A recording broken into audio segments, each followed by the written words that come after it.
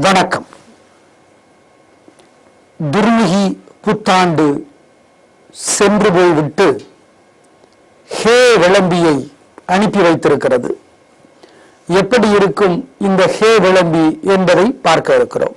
சிம்ம ராசிக்கார நேயர்களே, ஏப்ரல் 14 முதல் ஜூன் 20 வரை சனி பகவான் உங்களுடைய ராசிக்கு 5ஆம் இடத்திலே இருக்கிறார். எனவே குழந்தைகளாலே பிரச்சனைகள் உண்டு, வம்புகள் உண்டு, வழக்குகள் உண்டு, அதிர்ஷ்டம் குறையும்.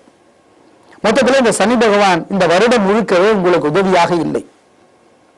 ஜூன் 21 அக்டோபர் வரை சனி பகவானுடைய தொல்லைகள் இன்னும் அதிகமாகும். வியாபாரத்தில், உத்தியோகத்தில், கலைத்துறையில், அரசியலில், தொழிலில், ஆரோக்கியத்தில், பொருளாதாரத்தில், குடும்பத்தில் பலவிதமான சிரமங்கள் சனி பகவானாலே இருக்கும். எனவே இந்த வருடம் முழுக்கவே ஒவ்வொரு சனிக்கிழமைகளிலும் அசைவ உணவை தவிர்த்து விடுங்கள். பகல் 1 மணி வரை பால் பழம் மட்டும் சாப்பிட்டு விரதம் இருங்கள்.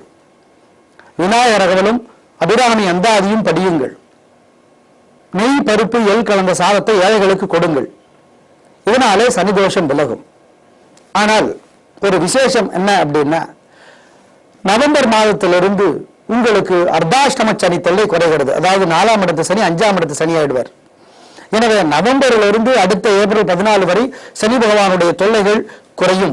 போன தமிழ் புத்தாண்டு அந்த புத்தாண்டு மாதிரி இந்த புத்தாண்டு சனி பகவானால அதிக தொல்லைகள் இருக்காது. போன புத்தாண்டை விட இந்த புத்தாண்டில் சனி பகவானால் தொல்லைகள் குறையும். அது நவம்பரிலிருந்து தான் அந்த தொல்லைகள் குறையும். அக்டோபர் வரை அந்த தொல்லைகள் இருக்கும் அப்படிங்கிறத மறந்துட வேண்டாம். ஆனா பரிகாரம் வருடம் முழுக்க செஞ்சிடும். உங்களுடைய ராசியிலேயே இருக்கிற ராகு பகவான் ஜூலை முடிகிற வரை பல தொல்லைகளை தருகிறார். எனவே ஜூலை முடிகிற வரை ஒவ்வொரு சனிக்கிழமையிலையும் அம்மன் கோயில நெய்தீபம் போடணும். ஏழைகளுக்கு கருப்பு நிற ஆடையை எடுத்து தரணும். இது வருடம் முழுக்கவே செய்யணும். ஏன்? ஆகஸ்ட் மாசத்துல உங்க ராசிக்கு 12ஆம் இடத்துக்கு வர்றார். 12ஆம் இடத்துக்கு ராகு பகவான் வந்தா வீண் செலவை தருவார், தூக்கத்தை குறைப்பார், தேவையற்ற கெட்ட பேரை உண்டாக்குவார். எனவே வருடம் முழுக்கவே நாங்க இப்ப சொன்ன பரிகாரத்தை சனிக்கிழமைகள்ல ராகுவுக்காக செஞ்சிடணும். ஆனால் ஆகஸ்ட் மாசத்திலிருந்து கேது உங்களுக்கு பல உதவிகளை செய்வார். எதிரி தொல்லை, வியாதி தொல்லை, கடன் தொல்லை இருக்காது. பிரம்மாண்டமான முன்னேற்றம் கேது பகவானுடைய கருணை உங்களுக்கு ஆகஸ்ட் மாசத்திலிருந்து கிடைக்குது. கலக்க போறீங்க இன்னும் ஒரு வருஷத்துக்கு, ஆகஸ்ட்ல இருந்து அப்புறம்.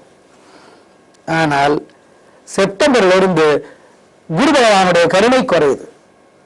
ஏப்ரல் 14 ஆகஸ்ட் வரை குரு பகவான் உங்களுக்கு பல உதவிகளை செய்வார்.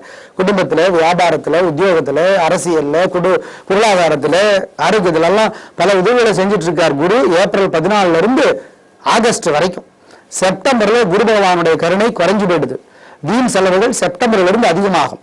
எனவே செப்டம்பர்ல பண விஷயத்துல கவனமா இருக்கணும். குரு பகவானுக்கு ஒவ்வொரு வியாழக்கிழமையிலையும் நெய் விளக்கு ஏற்றி வைக்கணும். பண விஷயத்துல ரொம்ப ஜாக்கிரதையா இருக்கணும். ஏழைகளுக்கு படிப்புக்கு பொருளுதவி செய்யணும். அப்படி செஞ்சா குரு பகவானால வருகிற வீண் செலவுகள் குறையும் செப்டம்பர்ல இருந்து. ஆனால் ஆகஸ்ட் வரை குரு உதவியாக இருக்கிறார். மொத்தத்தில் இந்த தமிழ் புத்தாண்டில் அர்த்தாஷ்டம சனி விலகுகிறது. அது ஒரு மிகப்பெரிய ஆறுதல். கேது பகவான் ஆகஸ்ட் மாதத்திலிருந்து உதவிக்கு வர்றார். அது ஒரு மிகப்பெரிய ஆறுதல். இந்த 2 ஆறுதலும் உங்களுக்கு போன புத்தாண்டை விட இந்த புத்தாண்டு சிறப்பானதாக அமையும் என்று உறுதியளிக்கிறது.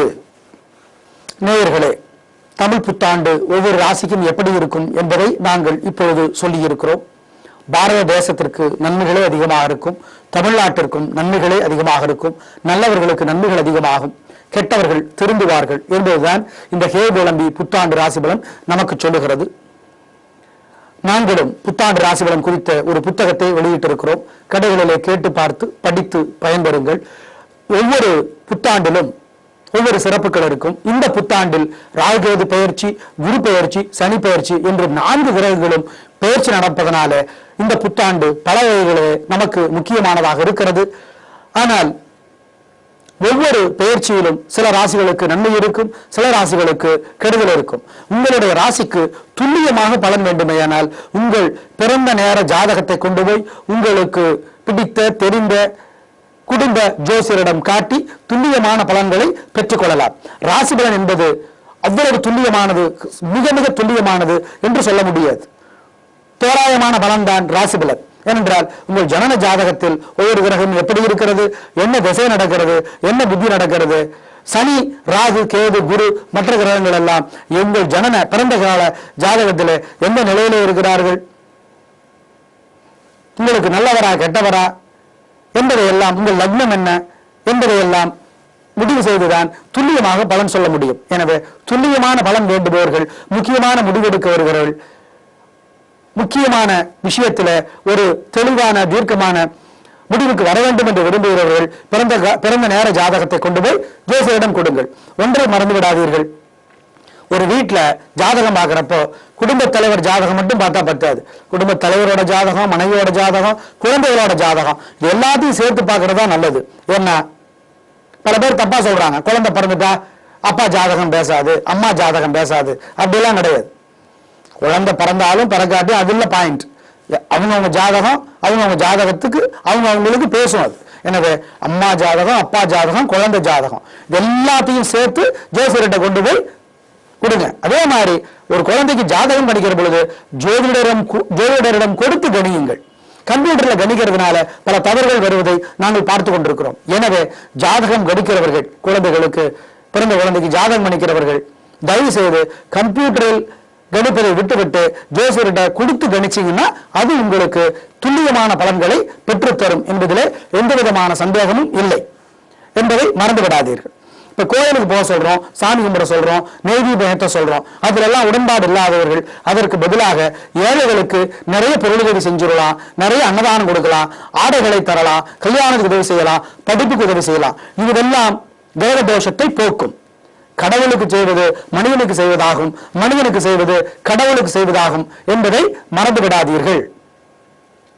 மொத்தத்தில் இந்த ஹே விளம்பி புத்தாண்டு பல நன்மைகளை தர நாங்களும் நவகிரகங்களும் பிரார்த்தித்துக் கொள்கிறோம்.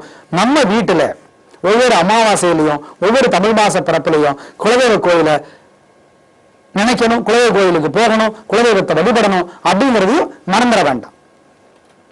நெய்தீபம் ஏற்றுறதை பத்தி ஒரு முக்கியமான விஷயம், நீங்களே அகல் எடுத்துட்டு போய் திரி எடுத்து நீங்களே நெய் ஊற்றி பத்த வைக்கணுங்கிறது கிடையாது. ஏற்கனவே எரிஞ்சு கொண்டிருக்கிற தீபத்துல நெய் ஊற்றி பத்த வைக்கலாம். ஏற்கனவே எரிந்து அணைந்த தீபத்துல நெய் போட்டு திரும்பவும் பத்த வைக்கலாம்.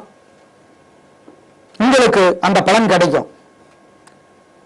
அந்த தீபத்தை இருந்து உங்க தீபத்தை பத்த வச்சுக்கலாம், ஒரு தோஷமும் வராது. நீங்களே தீப்பெட்டி எடுத்து உரசி பத்த வைக்கணுங்கிறது கிடையாது. நல்லா கவனமா கேட்டுக்கோங்க. ஏற்கனவே எரிந்து கொண்டிருக்கிற தீபத்தில் நெய் சேர்த்து பிரார்த்தனை பண்ணிக்கலாம், தீபம் ஏற்றிய பலன் கிடைக்கும். எரிந்து அணைந்த நெய் இருக்கிற தீபத்தில் இன்னும் கொஞ்சம் உங்கள் நெய்யை ஊற்றி திரும்பவும் பத்த வச்சு பிரார்த்தனை பண்ணிக்கலாம், தீபம் ஏற்றிய பலன் கிடைக்கும். எனவே இதை தயவு செய்து கவனத்தில் வைத்துக் கொள்ளுங்கள். மொத்தத்தில் இந்த ஹே விளம்பி புத்தாண்டு உங்களுக்கு எல்லா நன்மைகளையும் தர நாங்கள் பிரார்த்திக்கிறோம். நன்றி, வணக்கம்.